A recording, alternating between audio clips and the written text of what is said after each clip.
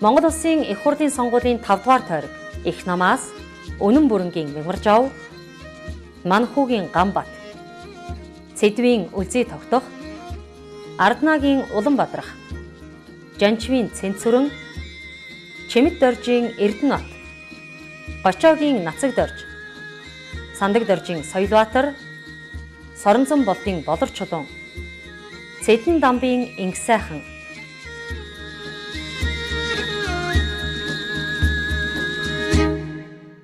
Тэгэхээр Монгол сонголт гэдэг энэ уриалгыг бол их намын зүгээс 2024 оны улсын хурлын сонгуульд гаргаж ирж тавилаа. Тэгэхээр энэ Монгол сонголтын цаана ямар одоо язгуур, эрх ашгууд, ямар үндсүүлүүд яригдж байгаа вэ гэдэг сонгогчдын анхаарлын төвд байгаа сэдэв болов уу гэж бодож байна.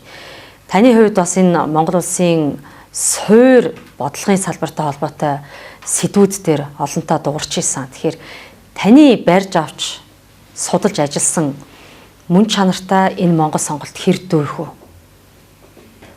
Ер нь миний судлаачийн хувьд, мэргэжилтнийхээ хувьд өнгөрсөн жилд ажилласан, дуугарсан, бичсэн, ярьсан тэр бүх чиглэл бол хөдөө аж ахуйн чиглэлийг нүүдэлчин соёл иргэншил бол одоо энэ 100 жилийн төвөгтэй, 200 жилийн төвөгтэй энэ шинжилгээ ухааны салбартаа зөрчилдөж байгаад байсан.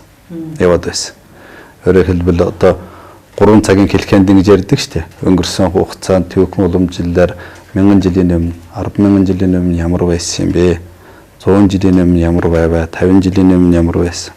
Одоо энэ та нарын хэрэгжилж байгаа энэ шинжилгээ ухааны гэж хэлээд байгаа энэ одоо хөдөө аж ахуйн чиглэлийг удирдах байгаа арга барил чинь, хэрэглээ чинь, ажил чинь, үйлчилгээ чинь ирээдүйд зөв гэж нотлогдож хэрэгжсээр баях юм уугүй юм гэдэг үцхтэр тийм боломжгүй болчихсон байхгүй юу.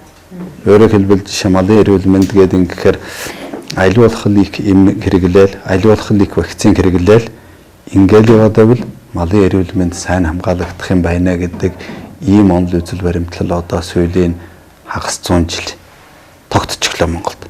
Тэгээ би зарим хүмүүсээс асууж байгаа. Танай төр засагч одоо нэг янз бүрийн алсын хараач гэдэг юм уу хөтөлбөр дэвшүүлээд байна шүү дээ.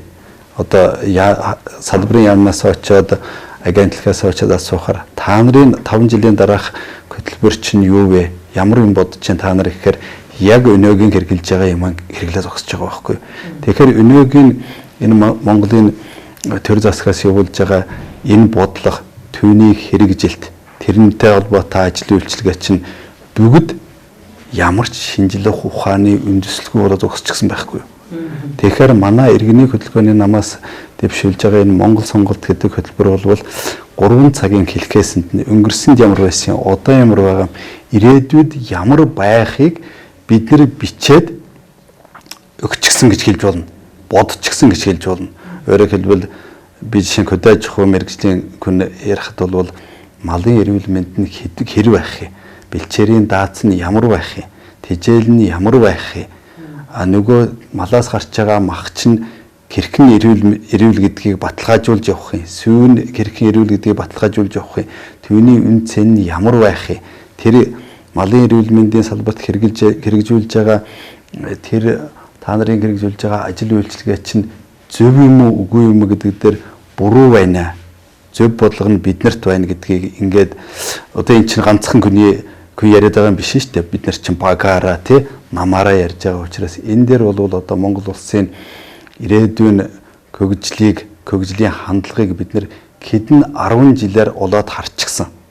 Цаашдаа нь үүнээс өөр гарц байхгүй гэдгийг олоо харчихсан учраас бид нэр энэ Монгол сонголтыг 3 цагийн хэлхэнд нь Монгол улсыг ижбэрнээр нь бүх салбараар нь харчихсан ийм бодлогыг хэрэгжүүлж байгаа учраас Монгол сонголтын одоо бусад нам улс төрийн хүчнээс ялгарч байгаа Монгол улсыг бүрэн бүтнээр нь харж байгаа. Магадгүй энэ бол цаашдаа нь олон улс дэлхийг хамарсан ийм бодлого үйл ажиллагаа болж хэрэгжих бүрэн үндэслэлтэй учраас бид нар Монгол сонголтын онцлог бол энд байх. Үндэсний хэмжээний одоо улс орныг засан төвхнүүлэх онол гэсэн үг юм байна шүү дээ, тийм үү? Тий, ер нь бол онол байжээж, онол гэдэг чинь ингээр хэлбэл ухаан шүү дээ. Ухаан байжээж тэр нь ажил үйлчлэхэл болно шүү дээ.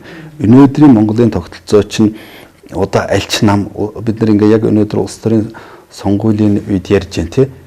одоо энэ улс төрийн намуудаас Монголын төрөөс, Монголын засгаас асууя. Энэ улс орн энэ салбар чинь хаашаа яваад байна гэдээ ингээд асуухад эднэрт чинь нэг жилийнч тогтвортой үйлчлэх бодлого байхгүй. Түүний хэрэгжилтийг олж харсан ухаан байхгүй. Хэрэгжүүлдэг боловсон хүчин байхгүй. Тэр шинжилгээ ухааны цаасан дээр буусан нэг юм байх ёстой шүү дээ. Дагаж мөрддөг. Ер нь тийм ч юм байхгүй шүү дээ. Одоо та нар ингээд бид нар би салбарын судлаачийн хувьд үздэг, аваад үздэг. Нөгөө тогтвортой хөгжлийн үзэл баримтлал 2030 гэж байсан шүү дээ. Одоо алсын хараа 50 гэж байна шүү дээ. 2050 гэдээ байж байна тий. Энэ дээр хөдөөж ухаан бодлого яаж явах юм бэ? Малын эрүүл мэнд чинь яаж явах вэ? Дахиад дотроо задрна шүү дээ.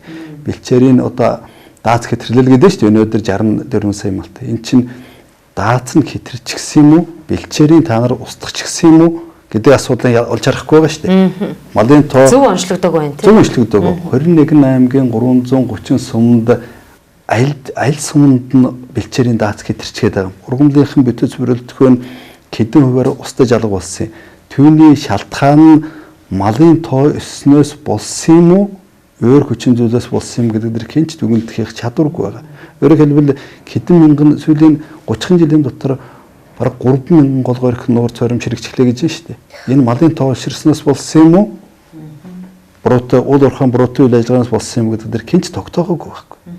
Тэгээд тэнд одоо өвсөдөж байгаа малд нь нөгөө малынхаа бэлчээрийг устгахчдаар мал нь нөгөө тарах хүч авахгүй болохоор тоо нь учирч байгаа гэдэг ийм буруу дүгнэлтийг л байж байгаа шүү дээ. Тэгэхээр энд бол ижвэрэн тийм онол манай намд байгаа цааштай нь юунаас гарцсан ийм юмаа гэдгийг л тодорхойлчихсан байж байгаа. Сая таны ярианд ухаан гэж дурддагдж байна. Тэгэхээр бид ямар соёл иргэншилтэй улс юм бэ гэхээр яа харахгүй нүүдлийн соёл иргэншил. За энэ соёл иргэншил хадгалагдчихэж магадгүй дэлхийн бусад соёл иргэншлүүд тэнцвэртэй орших мэт харагдаж байгаа. Тэгэхээр энэ нүүдлийн соёл иргэншлийн хамгийн гол амин хүчин зүйл болсон мал аж ахуй, малаа дагсан одоо бүхий л зохицуулалтуудыг хэн шийдэж чинь гэхээр Монгол хүний ухаан шийдэгддэг. Тэгэхээр өнгөрсөн 1992 оны үндсэн хуулийн дээр бид мал сүргээ төрийн хамгаалтанд аваад үндэсний баялаг мөн гэж заасан хэдий боловч тэр дотор малчин ухаан маань яаж шингэсэн бэ гэхээр байхгүй байна л да. Тэгэхээр яг энэ одоо онлыг төрт ёсны уламжлалт онлыг сэргээн бэхжүүлэхэд бид энэ малчин ухаанаа бас дагалдуулаад яаж сэргээх вэ? Ингэж нөгөө малчтаа боловсруулах ухааны тэлэх оюуны эксэрхүү хийхдэггүйгээр бас онол хэрэгжихэд хүндрэлтэй болох болов гэж бодогдоод байна л да. Тийм Монгол Улсын үндсэн хуулийн 5-5 дээр байгаа. Мал сүргийн үндэсний баялаг мөн бөгөөд төрийн хамгаалтанд байна гэж заачгсан. Яаж хамгаалж байгаа Монголын төр? Ямар ч хамгаалалт байхгүй шүү дээ. Одоо зудуулахад Монголын төр яаж хамгаалах юм? Малыг нь чун идэж яхад яаж хамгаалж байгаа? Тэнд 330 сумд байгаа. Тэр хотел дээр байгаа малыг Монголын төр засаг яаж хамгаалж байгаа юм гэхээр ямар ч хамгаалалт байхгүй шүү дээ. Энд чинь зүгээр л үрээ шинжтэй нэг юм хоосон нэг үл явж байгаа байхгүй юу.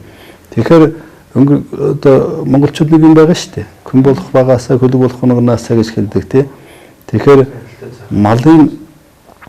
малыг одоо өсгөж үржүүлэх тий. Түүнээсээ гарах ашиг шимийг нь ашиглах, боловсруулах энэ талын бодлого байхгүй чинь үндсэндээ юу гэхээр бид нар нүүдлийн соёл иргэншлийг энэ суурин соёл иргэншилтэй яаж хослуулж явах вэ гэдэг ийм ухаан байхгүй гэсэн байна. Тэгэхээр одоо цаашид юу гэхээр одоо бүгд морь унаал тий бүгд эсгээгээр тамдраад гэхээс илүүтэй энэ нүүдлийн соёл иргэншил чинь дэлхийд дээр мөнгө орших соёл иргэншил зөвхөн нүүдлийн соёл иргэншил юм байна.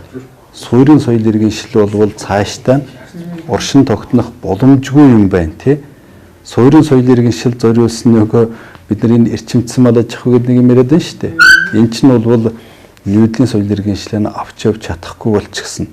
Нөгөө хэдэн хашаан дотор тий хан дотор хэдэн гахаа хэдэн шувууд хижээчгээд түүний генийн өөрчлөлтөд гарч байгаа бүх бүтээгдэхүүн нь одоо хортой гэж хэлж болохоор ийм юм хийчгээд үүнийгээ эрчимцэн мал аж ахуйг гоё үгээрч гэдэг юм халахвчилсан нэр томьёогоор хэрэгжилчгээд нөгөө нүүдлийн соёл иргэншлийн мал аж ахуй тэр амьттай нь бол эрчимжээгүй гэж хэлэх гээд байна шүү дээ. Нөхдүүд бол тэгэхээр хамгийн эрчимтэй мал аж ахуй чинь нүүдлийн соёл иргэншилт байгаа шүү дээ. Яагаад гэхээр тэр чинь яг байгалийнхаа хуулиар тий хэнийч оролцаагүйгээр амьдраад явах чадвартай.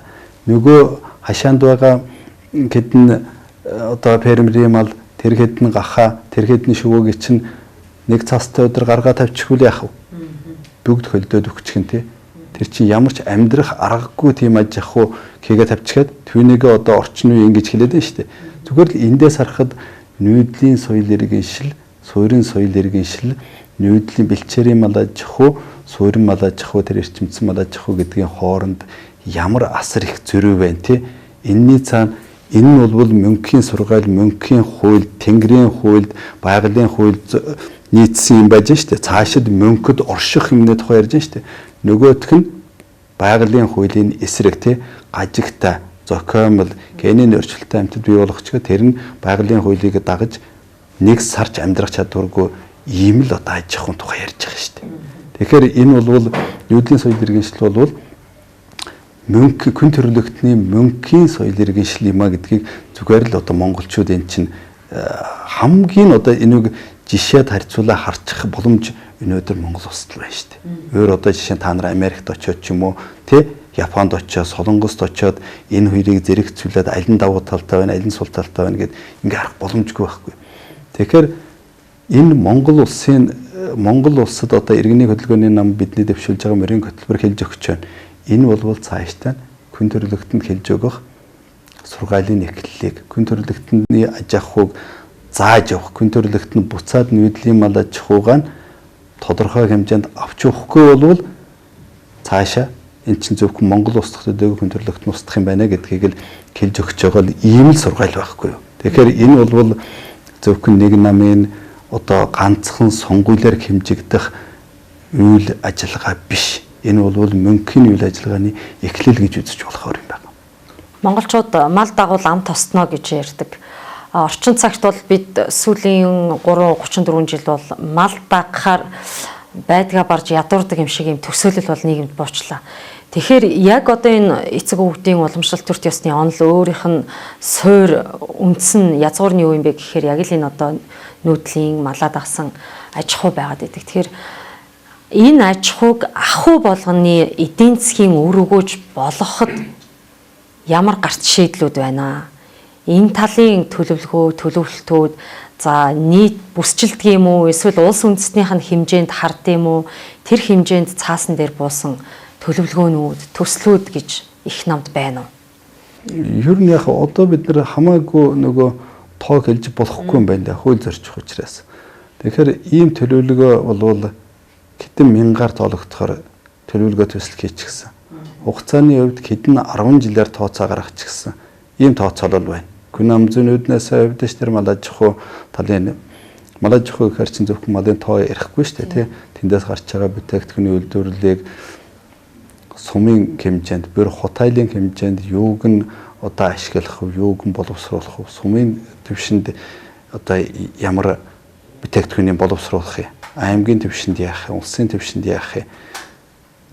Нөгөө цөөхөн хүрээнд гэдэг юм уу, баг бис нутгийн хүрээнд яах юм? Улсын хэмжээнд яах юм?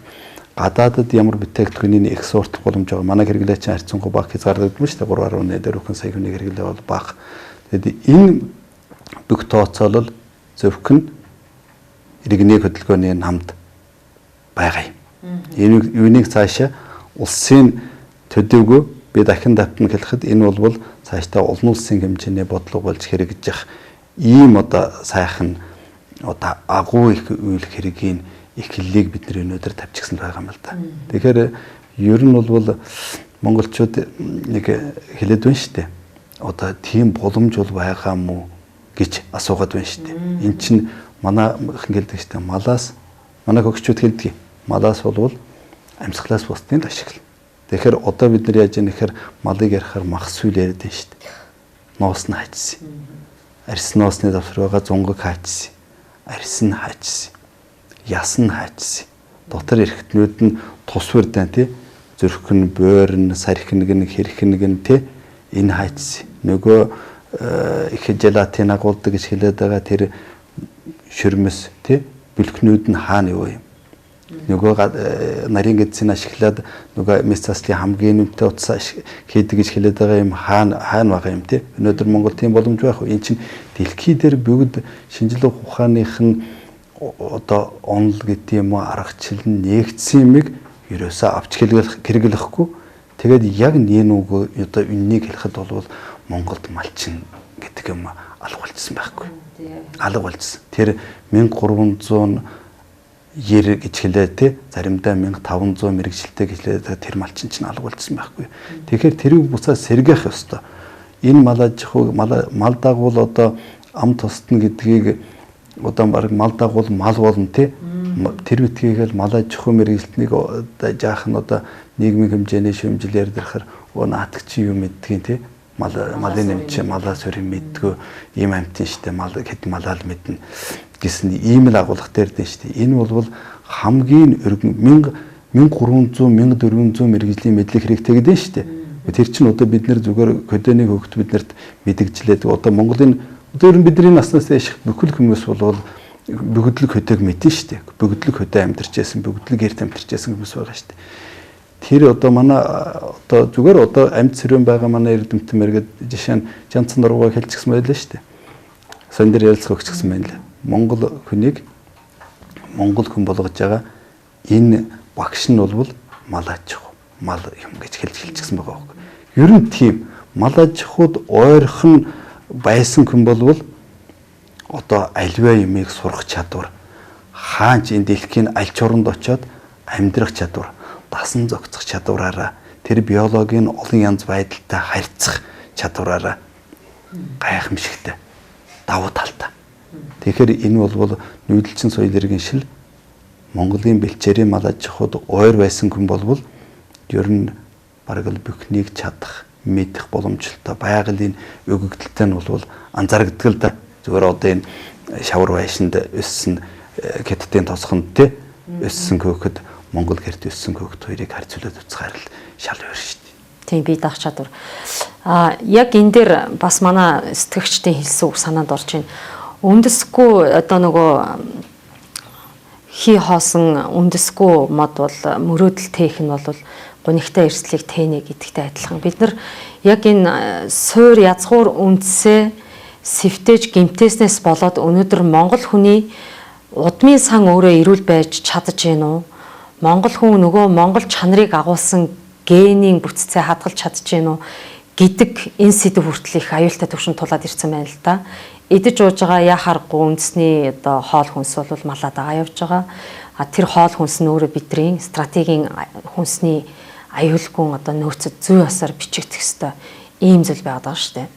Тэгэхээр мал аж ахуйн буруу удирдсанаас болоод монгол хүний чанарт ямар өөрчлөлт орж байна? Ерөөсөө л одоо жишээ нь Монгол улс нэлээд олон төрлийн өвчнөр дэлхийд сүүлийн жилүүдэд нэгд байна гэж хэлээд байна шүү дээ. Одоо элэгний хорт тавдар тий, ходоодны хорт тавдар ч гэдэг юм уу энэ өвчнөр одоо дээр нь сүүлийн үед энэ одоо сайжруулсан ч юм уу мужруулсан гэж хэлээд байгаа энэ түлшиг хэрэгэлдэг болсноос одоо уушигнэ тий. Хавдар судлалын төвийн эмч нь хэлж эхлэв шүү дээ. Дэлхийд байхгүй энэ түлшний гаралтай ийм хавдар Монголд бүртгэгчлээ гэж хэлж байна тий. Тэгээ ерөнхийдөө хүн төрлөختний эрүүл мэнд чинь хүрээлэн байгаа орчны эрүүл мэнд хүнсний эрүүл мэнд хоёроос л их шалтгаалдаг шүү дээ. Удамшлын гэхээс илүүтэй. Тэгэхээр тэр сүүлийн жилүүдэд яагаад ийм болчихвэ гэхээр Монголынхаа хамгийн одоо оригинал эко гэж хэлж болохоор тэр малын гаралтай бүтээгдэхүүнийг хэрэглэхгүй болоод дандаа гадаадаас импортлсон одоо хортой халдвартай гэдгийг арай одоо өкөлчгсөн гэж хэлж болохоор юм байхгүй халдвартай юмыг өкөлчгсөн хортой юмыг хорын жаахан багсахчгсан нуун далдалчгсан ийм юмыг авч ирж одоо ингээ гоё савлгаа баглаа бодолтой аяг шошготой юм өгсөөр байжгаад бид нар яг залуу үеийнхээ эрүүл мэндийг хүүхдүүдийнхээ эрүүл мэндийг өнөөдрийн байдлаар зогсоож энэ импортын хэрэглээ энэ одоо гадны генийн өөрчлөлттэй бүтээгдэхүүний худалдаа энийг зогсоохгүй болвол хүүхэд залуусынхаа эрүүл мэндийг яг устгаж суйруулахын одоо амсар дээр ирчгээ байж байна. Юунийг одоо яаралтай зогсоох хэрэгтэй. Ингэхгүй бол Монгол үндэстэн цаашаа оршихуйгүй дээр тулчгсан байгаа шүү. Тэгэхээр одоо манай намын даргын мөрийн хөтөлбөр дээр өчигдөр бас илтгэл дээр гарлаа шүү дээ. Оршихуй эс оршихуй. Оршноо мөнгө оршин. Монгол мөнгө оршин. Тэгэхээр яг үхээр Монгол мөнгө оршин гэдэг чинь газар нутгийн ч мөнгө орших юм байна. Хүн амын ч мөнгө орших юм байна. Хууль эрх зүйн орчинч мөнгө, төр засгийн бодлогонч мөнгө оршино л гэсэн үг. Тэгэхээр үүний нэг салшгүй хэсэг нь бол Монгол хүн юм болвол Монгол хүнийг эрүүл байлгах ёстой, чадварлаг байлгах ёстой, бие бэлдрийн бөгөөд оюун санааны хувьд хүчрэг байх ёстой. Дэлхийн одоо бусдын дэснээс илүү даваа өгөгдөлтэй гэдэг байгаа шүү дээ.